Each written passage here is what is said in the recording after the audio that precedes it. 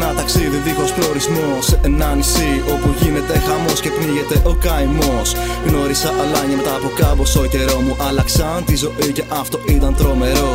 Το Δέλτα μένει χαραγμένο στην καρδιά, όπως εκείνο το έφραγμα που έπαθε ο μπαμπάς. Κάναμε πράγματα τρελά, μου έμαθε τα εγκαταλελειμμένα και την Αθηνά. Εκεί η βρωμιά μου πέρασε το ανατολικό μικρόβιο και μου έμαθε πράγματα φρικτά για τα όσα είχαν γίνει και πίσω δεν γυρνούν ξανά. Το γούτου που δεν πεθαίνει, αυτό μου έμεινε στο μυαλό για τα γαλά. Όλα όσα είχαν συμβεί, όλα όσα για τα οποία είχαν υποθεί. Το ματωμένο καβλί από το σπήλο αναδύεται και τώρα που με έχει δει μου ασκεί επιρροή. Γνώρισα τον Χαν και τρελάθηκα τόσο καιρό που δεν τον ήξερα, αμάρτησα. Ήπιαμε μαζί τα ποτά, πολύ ρομαντική αυτή η βραδιά.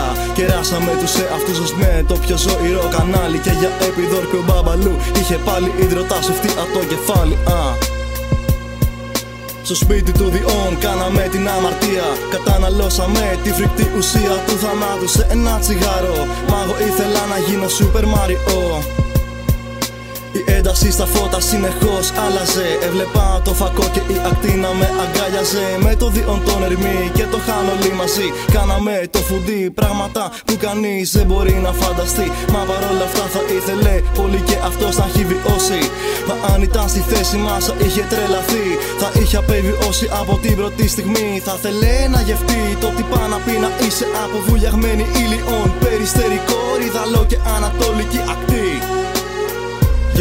Yo, θα τα βλέπουμε όλα ανάποδα.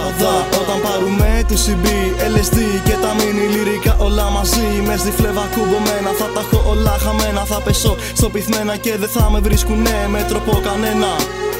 Με τροπόδικα στις σκέψεις για να βρω τη χαμένη χαρά. Τα παλιά τα χρόνια ήταν ζωηρά, τώρα όμως κινδυνεύει η ζωή μου ρα. Περιμένω στην ουρά να έρθει η δική μου σειρά για μια τζούρα, μάλλον δεν πάω καλά. Πέφτω για ύπνο και ξυπνάω το επόμενο πρωί για να συνεχίσω αυτή τη λούπα. Περιμένω να τελειώσει το βασανό, αλλά μάλλον μια ζωή θα τα βλέπω όλα σκούρα.